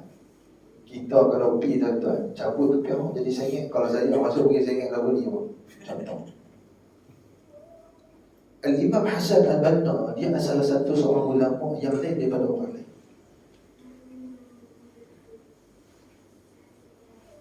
Allah beri kekuatan pada Imam Hasan Al-Banna ini, yang terkenal sebagai pengasas pada Ikhwan Muslimin. Jadi Imam Hasan Al-Banna, kita ambil contoh-contoh yang baik di kalangan para ulama. Imam Hasan Al-Banna berdakwah di disko. Tuan-tuan peringkat mula, tuan-tuan, masa tu zaman orang dalam keadaan zulumat jahil. Dia minta kepada penjaga disko tu, ketua lah, pengarah kita, ketua bawasa ke apa kita tahu waktu tu,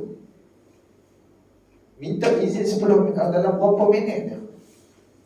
Baik yang nyanyi tu kan, duk nari tu, dia nak minta awal-awal sikit, dia nak bagi syarahan je, nak bagi tazkirah. Tak apa tuan-tuan. Bayangkan tuan-tuan, daripada tempat hiburan tuan-tuan, akhirnya dari pusat pengajian. Allah, kita tak tahu dah, tak mampu. Tak buat ceramah kat surau pun orang tak main. Imam Hasan Banna tuan-tuan ngaji disko tuan-tuan, daripada tempat disko dan markas pengajian. Allah berkekuatan sebagai ikhlas hati dia fikir untuk umat, bagaimana nak tahu.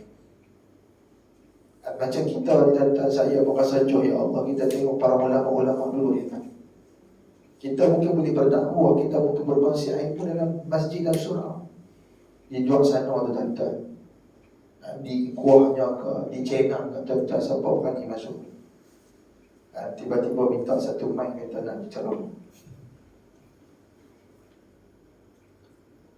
Tapi tuan-tuan, sikit demi sedikit tuan-tuan ulama ni berdakwah tuan-tuan, akhirnya tempat hiburan ini menjadi satu pusat pengajian tuan-tuan. Tak jadi disko tutup. Allah Rabbi tuan-tuan. Jadi mudah-mudahan kita minta ada lagi orang yang seperti ini yang Allah kurniakan pada zaman kita. Ibu-ibu dan ayah dirahmati Allah sekalian, Allahumma salli ala sayyidina Muhammad. Kita baru mukadimah tuan-tuan malam ni, tak masuk tajuk ni, mukadimah. Tapi tengok masalah yang jauh. Jadi tuan-tuan dirahmati Allah, Allahumma salli ala sayyidina Muhammad. Pertemuan ni kita bersyukur kepada Allah Ta'ala. Allah bagi peluang kita dalam keadaan kebaikan. Allah teruskan kehidupan kita berada dalam keadaan yang baik, dalam tempat yang baik, dalam majlis yang baik. Yang keduanya tuan-tuan yang rahmati Allah, bagi pihak diri saya sebagai anak muda yang kerdil ini, yang banyak kekurangan, keaiban, kecacatan, segalanya kurang, saya minta maaf banyak-banyak. Saya bukan orang yang paling layak berada di sini membicarakan tentang agama dan sebagainya. Sebab apa saya kata macam tu, inilah dididik oleh guru kami. Sehebat mana diri kamu, sealim mana diri kamu, tetap kamu kena masa diri kamu sentiasa kekurangan. Saya pasti dan yakin di kalangan tuan-tuan dan puan-puan malam ini, di kalangan ibu dan ayah, ada orang yang lebih baik daripada saya, ada orang yang lebih alim daripada saya, ada orang yang lebih saleh daripada saya, ada orang yang lebih bertakwa daripada saya. Bahasa mudah, di kalangan tuan-tuan ini ada pakar dalam bidang masing-masing. Mungkin daripada ustaznya, tuan gurunya, cikgunya, doktornya, profesor dan sebagainya. Cuma malam ni saya minta izin sebagai anak muda yang terus akan belajar sampai bila-bila. Mohon izin malam ni saya nak berkongsi sedikit ilmu. Tak banyak tuan-tuan. Saya nak kongsi tuan-tuan, paling habis lambat mungkin 3 pagi baru kita balik. Kalau saya nak kongsi ni tuan-tuan sanggup tunggu lah. Tak nak sorak sanggup. Tadi semangat dah tadi nak buat baik. Dengar pada mahsyar apa semua tadi semangat lah. Tuan-tuan sanggup tunggu lah kalau saya nak cerita malam ni. Sanggup tak sanggup? Kalau tuan-tuan sanggup, tuan-tuan tunggu lah saya nak balik.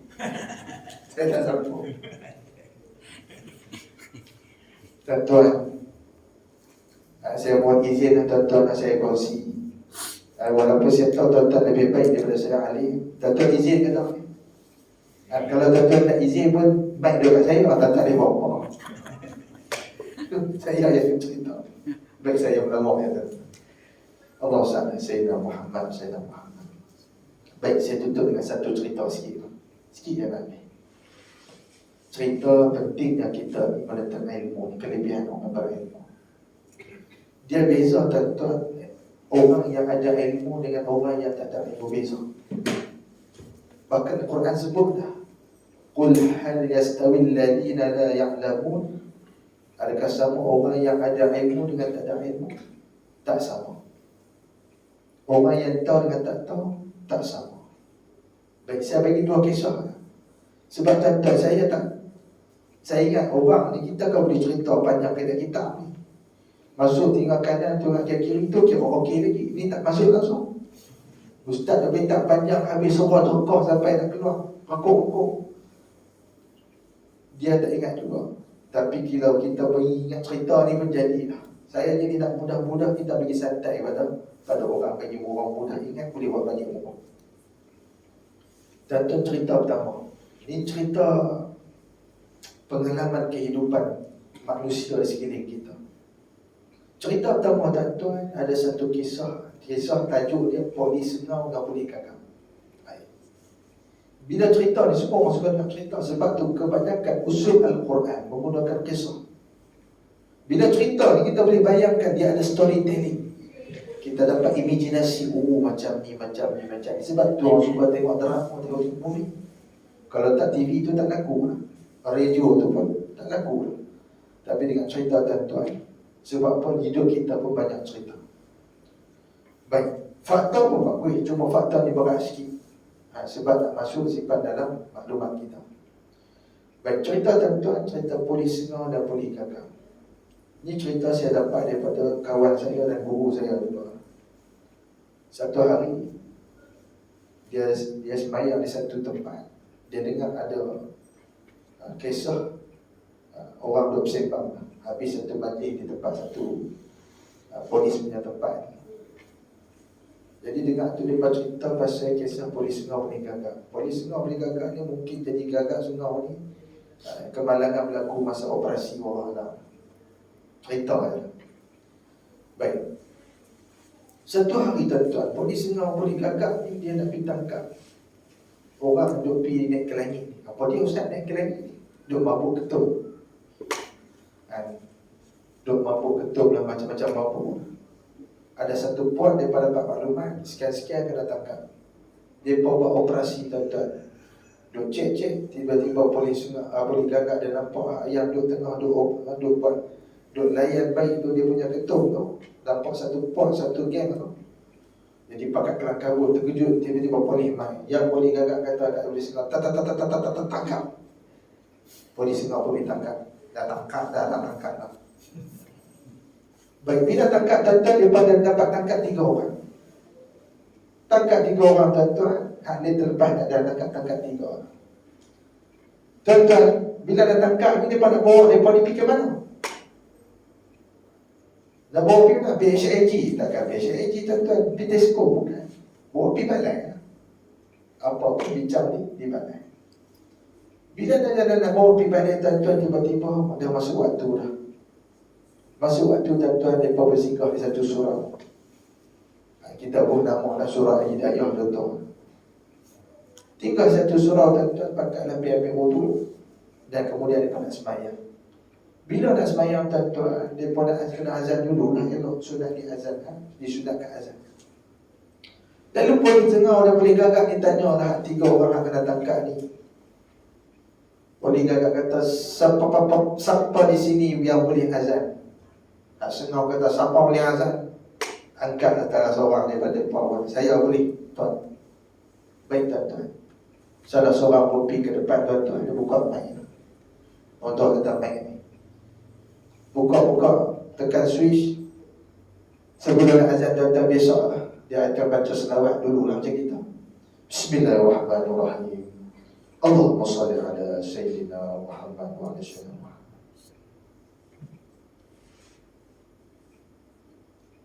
Allah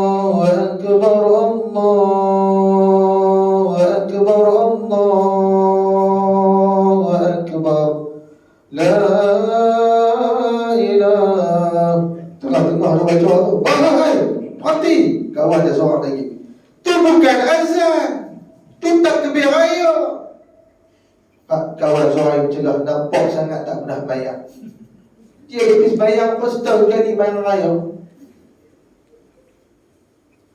Baiklah, kawan tadi pun tak ada azan, dah kali boleh selau kena azan. Habis Allahu Akbar, Allahu Akbar sampai habis.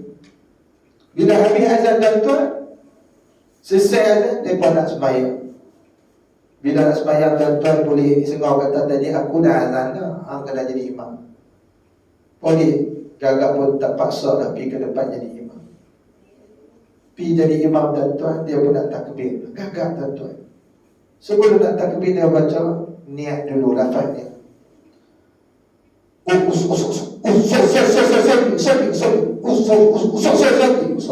kali usalli? Usalli fardu berapa kali? Salah seorang sahabat yang kena tangkap, salah seorang tangkap dia kata, tuan nak jadi imam bila dah habis, dia baca niat pun tak habis-habis baiklah. Dah kali hak pun dia agak tanya, di kalangan pun siapa boleh jadi imam? Kawan dia makan cakap, saya boleh tuan. Dia pun nak jadi imam, pun dia cakap duduk belakang. Angkatlah takbir tuan-tuan. Allahu Akbar. Dia habis angkat takbir, kemudian dia kali belakang. Dia tunjuk dekat pening agak, tengok sekali ya aku angkat takbir. Tuan-tuan agak-agak ayam dah sah. Angkat takbir tu baru ni, yang dia pergi kali belakang tu tuan-tuan. Dan lagi dia tunjuk dekat pening agak, dia kata tengok aku takbir sekali ya. Tuan-tuan pakat tak ada ilmu waktu tu. Habis ikut ayam. Cerita kedua tuan-tuan, habis dah sikit. Cerita ni yang kedua ni cerita hikayat lama. Ni sedap. Dalam kitab-kitab lama ni ada cerita. Ni saya pun dapat cerita pada guru saya. Tuan-tuan, dalam satu negara ni, satu negeri ni ada seorang raja. Raja ni tuan-tuan, dia cukup baik. Dia cukup bagus dengan rakyat. Dia cukup sayang rakyat dia, apa rakyat dia nak dia bagi semua. Tapi raja ni tuan-tuan, sultan ni, dia ada satu perangai pelik. Perangai pelik dia apa tuan-tuan? Dia cukup pantang kalau dia jemput kenduri, kalau ada rakyat dia tak main. Ini pelik perangai dia. Dia cukup marah. Cukup marah. Kalau ada kat kenduri dia bagi, ada jemputan dia bagi keluar, dia wakil kepada pengawal ke, dia wakil kepada siapa. Tapi kalau lah undangan dia tu tak dipenuhi, tak disambut, tak hadir ke istana, maka dia akan bagi satu hukuman yang berat. Baik, saya ringkas cerita tuan-tuan. Allah SWT. Dan dalam negara ni tuan-tuan, memang ada satu kampung memang jahil, merakap jahil semua. Daripada terbulunya, jengkekirnya, ahli jatuh kuasa, sampailah masyarakat ada dalam kampung tu jahil, logat lahum jauh tak tahu. Tak tahu langsung, tak mengaji. Tapi satu masa tuan-tuan, kampung-kampung ni pakat mengaji dah. Ada kuliahnya, ada tazkirah, ada pengajiannya. Jadi kampung ni mula sedap diri tuan-tuan. Mereka sedap ish, kita tengok kampung sebelah pakat pergi ngaji. Kita ni lagu mana? Maka untuk penghulu pengusyuarat lah dengan jatuh kuasa ni. Kita kena cari seorang ustaz ni, tuan teguh. Mereka pun bincang tuan-tuan. Akhirnya setuju. Dan mereka ni pula pergi tanya kat kampung sebelah. Tanya kat kawan mereka kampung sebelah. Dia tanya pula pada orang yang tak kerti juga. Kalau kawan dia akan bersebelah bagi petua, dia kata apa kalau nak cari seorang ustaz, seorang teguh. Sebab dia pun tak tahu ustaz tu lagu mana. Ustaz tu ada ilmu lagu mana, kan tak tahu, tak kerti langsung. Jadi kawan dia kata, apa nak cari ustaz, kalau dia betul seorang ustaz, apa tanya apa soalan kat dia, kalau dia boleh jawab, kira dia boleh jadi ustaz. Baiklah, dia pun pegang yang tu. Dia pun bergelut jalan tuan-tuan daripada kampung. Tiba-tiba dalam perjalanan dia cari ustaz ni tuan-tuan, jatuh guru ni. Dia pun jumpa seorang orang duduk pengembala kambing. Pengembala kambing dia bagi makan kat kambing. Ish, kata seorang ni, dia bisik, kata penghulu, kata kita tanya kat kawan ni. Kok dia tahu kuasa ni ada ustaz, ada orang tu guru, orang alim. Dia pun singgah pergi salam dekat pengembala kambing. Assalamualaikum. Kami ni main daripada kampung sekian-sekian, kami ada hajat besar nak cari seorang ustaz, orang alim boleh ajar kami. Dan kebetulan pula ada orang petua kami, kalau nak tahu orang tu ustaz ke tak, tanya berapa soalan tadi. Pun pada kami tadi berdandan, dia duk kira, duk kemah badan, dia kata, try tanya soalan tu, kok saya boleh jawab. Oh, dia apa boleh, dia tahan juga. Dia pun bertanya soalan tu, tuan-tuan, tanya-tanya, tiba-tiba, kalau kami tadi boleh jawab, pun kemah. Bila boleh jawab, tuan-tuan, hak bisik seorang lagi, kata penghulu, dia kata, nampak gaya ni, tu ustaz kita ni, kok dia ni. Dia raja dia. Tak nak jalan jauh sangat kita berjalan ni. Allah SWT Sayyidina Muhammad. Dia pun tanya kepada kami, kata kepada kami tadi, tak panggil kepada kami, dia panggil Tuan Syekh tu. Tuan Syekh boleh tak ajak kami sekian-sekian. Tuan Syekh dia kata, tu kepada kami, dia minta jawab balik, kata saya tak ada masalah, cuma sekarang ni saya ada kambing nak kena jaga. Kalau kalian sanggup main ke rumah saya mengaji, okey, saya boleh tengok kambing saya dalam waktu yang sama. Dia pun bersetuju, tuan-tuan. Dia pun pergi lah, tuan-tuan, daripada hari ke hari makin ramai. Bila makin ramai, tuan-tuan, akhirnya terpaksa buat keputusan buat di kampung mereka, sebab kampung mereka ada satu tempat yang besar, dewan yang luar. Baik, bincang dengan Tok Guru balik. Tok Guru kita ingat kita, Tok Guru kena main kampung kami. Bak kami, Tok Guru tak risau, kita cari orang khidmat jaga. Pergilah ke kampung mereka, tuan-tuan. Makin hari makin ramai orang ngaji duduk seronok. Khusyuk ngaji, bagus. Mai satu masa, tuan-tuan, hari Raja dapat kenduri. Raja edar semua angkat jemputan, termasuk kampung. Sampai hari tarikh Raja dapat kenduri itu, semua pakat mai. Tiba-tiba Raja duk cek, tengok ada mesti ada satu kampung. Raja dah kenal kampung-kampung. Cek tak ada penghulu ni tahu ni. Selalu duk main. Dan kemudian Raja tak sedap hati, Raja perintah pengawal pergi cek, pergi tengok kampung mana tak hadir. Pergi tengok, tuan-tuan, memang pun satu kampung tak main. Bila tengok satu kampung tak main, pengawal dia terkejut. Raja apa semua? Tuan-tuan, pengawal takkan nak tangkap satu kampung ramai sangat, jenuh nak tangkap. Dia tengok kepala dia, ada depan ni, Allah, bahaya kat saya depan ni. Dia tengok balik, tengok kala, tengok Tok Guru, dia pengawal pun pegang Tok Guru. Pegang, tuan-tuan, nak murid marah. Apa salah Tok Guru kami ni? Dia tak biar dah, tuan-tuan, saya kena pegang. Apa ni salah ustaz nak mengajar? Marah anak murid, tuan-tuan, tanya pengawal, apa salah Tuan Guru kami? Pengawal kata, kami tak tahu apa, kami cuma dapat arahan daripada Raja, kena tangkap, bawa pergi istana. Jadi kata pengawal, apa-apa bincang di istana. Kalau kita apa-apa bincang di balai, dia apa-apa bincang di istana. Tak puas hati. Bila Tok Guru nak tangkap, tuan-tuan, akhirnya ramai-ramai ikut Tuan Guru nyong-nyong ke istana. Sampai masuk istana, tuan-tuan, Tok Guru getak, apa salah aku ni? Berat sangat kesalahan. Sampai di istana, tuan-tuan, Raja isytihar tu. Raja beritahu kepada seluruh rakyat yang ada itu bahawa kesalahan Tok Guru ni sangat berat. Sekian. Habis Raja isytihar, kemudian Tuan Guru minta izin untuk bercakap. Wahai Tuan Guru, Patik nak minta ampun, minta maaf. Takkan dah ini hukuman yang Patik kena tanggung, sedangkan apa kesalahan Patik? Kata Tuan Guru, kata Raja, Tuan Guru buat satu kesalahan besar kerana tak datang istana.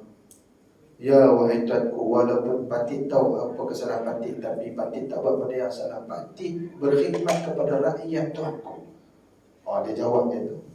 Bincang baik-baik. Akhirnya Raja setuju, tak apa. Memandangkan Tuan Guru ada alasan hujah yang kuat tersendiri, maka kalau betul-betul Tuan Guru orang yang ada ilmu dan sampaikan ilmu, maka kata Raja nak uji Tuan Guru ni betul tak ada ilmu. Dan Raja kata, saya akan tanya kepada Tuan Guru dengan 3 soalan.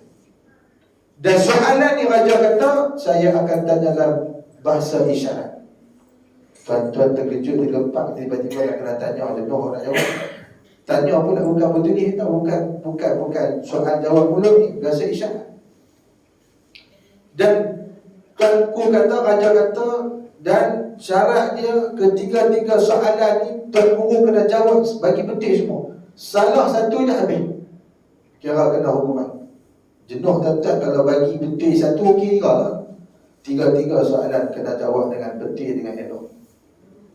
Dan kata raja kepada tuan guru, soalan dia yang pertama, bila raja tanya, bila tuanku tanya kepada tuan guru, beta tanya kepada tuan guru, bila mana beta tanya, beta akan gendang bentuk gendang sekali menunjukkan sesi soalan tamat, dan tuan guru kena jawab terus. Tak ada tempoh lama, kena jawab cepat.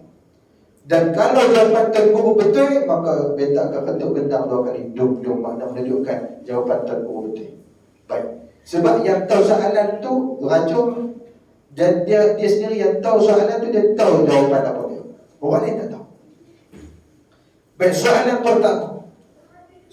pertama tiba-tiba raja tunjuk bahasa isyarat kepada tuan guru. Tunjuk satu jari dekat tuan guru. Terkejut tuan guru, aku nak tunjuk apa? Satu jari dekat tuan guru. Kemudian dia bunyi gendang sekali, dum. Sesi soalan tamat, maka tuan guru ni cari pada fikir apa nak jawab. Tak boleh tunggu lama. Dan mungkin tu guru ni orang yang ada ilmu, dia pun jawab balik-balik kat raja. Bila mana raja tunjuk gini, satu jari. Dan tu guru pun dia fikir, dia balik-balik kat raja, 2 jari. Dia jawab 2 jari, kemudian raja bentuk gendang 2 kali, dum. Betul ke salah tuan? Betul, selamat. Dengar. Satu soalan lepas. Soalan yang kedua, raja tunjuk macam ni dekat tuan guru, macam nak terbang tak terbang.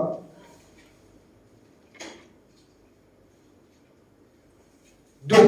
Sesi soalan tamat, kemudian raja kena jawab atau guru kena jawab segera. Tuan guru berfikir apa raja tanya, kemudian dia tak tahu nak jawab, dia pun tunjuk penunjuk dekat raja. Dia tunjuk penunjuk dekat raja, kemudian raja bentuk gendang 2 kali, dum. Betul ke salah? Betul. Selamat. Soalan kedua, soalan ketiga terakhir.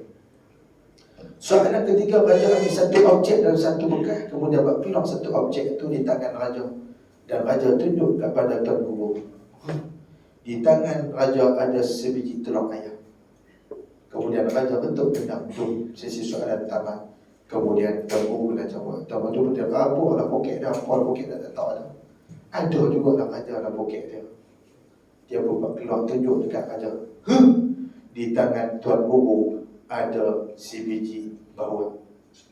Kemudian raja bentuk gendang 2 kali, dum. Betul ke salah? Betul. Alhamdulillah, ketiga-tiga soalan tuan guru boleh jawab dengan elok. Bila mana tuan guru boleh jawab, kemudian raja terkejut, raja isytihar bahawa tuan guru dibebaskan hukuman dan kemudian diberi hadiah. Bahkan tuan guru ni diberi tauliah yang paling tinggi, boleh ajak mana-mana negeri dalam ni. Hebat tuan guru ni. Raja tu angguk kepala tu, kira-kira jadi cicak. Hebat sungguh. Ish dia kata kepada pengawal. Hebat tuan guru ni, memang alim sungguh. Baik tuan-tuan, bila selesai tuan-tuan pakat nak balik bersurai, tuan guru pun baliklah dengan anak murid dia. Bila pakat balik habis tuan-tuan, sebagai pengawal mesti nak tahu apa raja tanya. Tuan-tuan nak dengar cerita pun nak tahu apa yang raja tu tanya, betul tak? Hak mana betul, hak mana salah.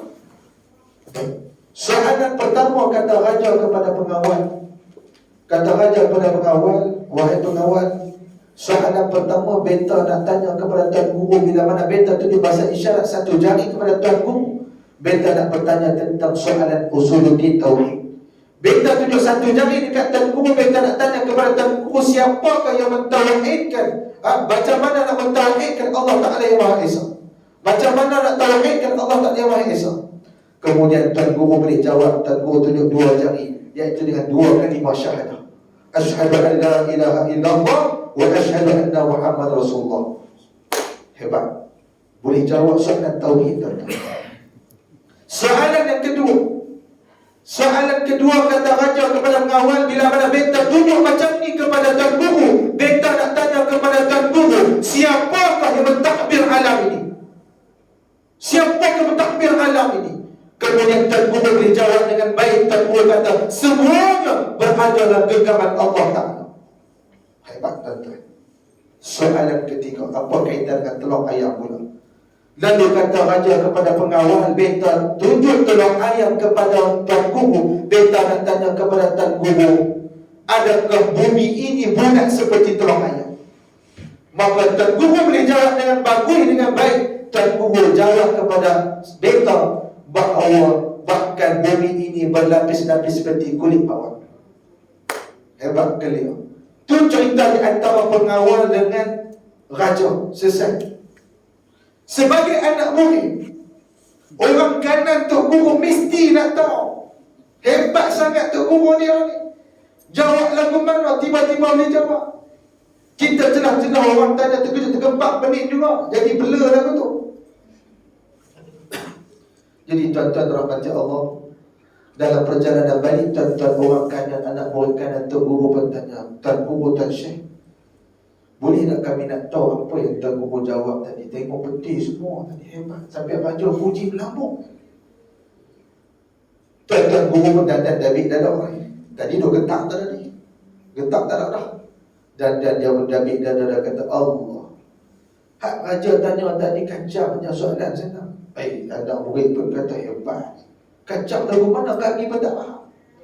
Kata Tuan Guru kepada anak murid dia kata soalan yang pertama. Dia kata soalan pertama pun hampa dijawab. Takkan kami dia jawab. Boleh jawab.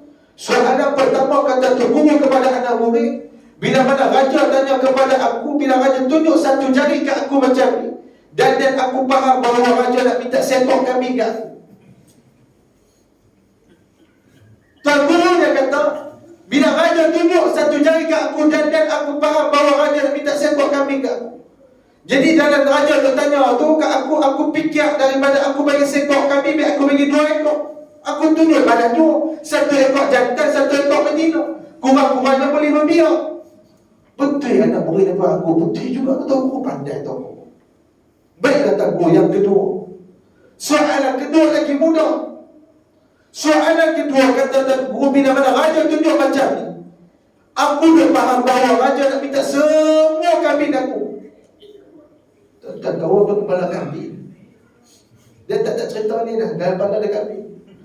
Bila raja tunjuk macam ni, nak semua kambing aku kata tadi aku dah bagi 2 ekor, kira syukur, kira besar rahmat dah. Nak minta semua kambing aku nak ada apa ni? Banyak cerita aku penumbuk ni. Dia tunjuk penumbuk kepada raja setuju. Betul juga anak murid dia kata. Pitang soalan terakhir, tuan-tuan, soalan ketiga. Apa kaitan dengan tolong ayam pula Tuan Guru? Tolong ayam lagi dah mudah. Bila mana raja berpeluang tolong ayam tunjuk kat aku. Dan waktu tu aku teringat. Aku teringat bila raja tunjuk tolong ayam kat aku, dan aku teringat masa aku kecil-kecil dulu, mak aku selalu pesan, kalau nak masak telur bagi sedap kena berbawa. Sebab itu aku tunjuk bahawa kat raja. Jadi anak murid kita pandai tu, hebat. Apa tu jawab betul. Jadi tuan-tuan, dia cerita jadi macam 7 bab dalam pula. Dia akan terlepas masih. Jadi tuan-tuan rupanya tak ada ilmu juga tuan-tuan. Kalau tak ada ilmu, dia dalam kepala dia kambing. Jadi ini sajalah mesej ni, cerita hikayat lama. Bahawa rupa-rupanya mereka pun kena Tok Guru temberang. Dan juga kena Tok Guru temberang saja tu. Kawan tu mengaku, jadi Tok Guru dia pun sajalah semalam. Boleh macam-macam. Jadi ada kuliah tuan-tuan, kita ambil mesej moral of the story. Kita mengaji betul-betul ilmu, kita faham betul-betul ilmu, supaya kita jangan jadi macam tu. Itu pesanan mesej kita. Kadang-kadang kita dengar dari orang, kita pun sampai ke orang. Itu bahaya kadang-kadang jadi. So kita jelas ilmu yang kita dapat, kita betul mengaji, betul yang ni sebagainya, supaya kita ikut betul-betul apa yang ulama kita faham. Hari ini banyak dia ikut faham cara dia, tapi kita tak mengikut pandangan kefahaman para ulama. Para ulama tentu, kefahaman para ulama ini sangat hebat yang Allah bagi. Imam kita, Imam Syafi'i, Imam Ahmad bin Hanbal dan sebagainya, sampailah pada hari ini. Jadi mudah-mudahan tuan-tuan, kisah yang saya kongsi pada malam ini, banyak cerita ni tuan-tuan, tapi tak sempat cerita malam ini. Jadi tuan-tuan tak boleh dengar pula. Jadi setakat ni saya boleh kongsi malam ini. Saya mohon maaf kalau ada salah silap, terkasar bahasa, tersalah bicara, terpanjang masa. Yang baik itu daripada Allah, yang kurang, yang lemah itu daripada saya sendiri. Kalau ada sumber dan amris yang menumpang bagi ada umur yang panjang, insyaAllah kita bertemu lagi. Aku liqauli hadza wa astaghfirullahalazim wa lakum wa billahi taufiq wal hidayah. Wassalamualaikum warahmatullahi taala wabarakatuh.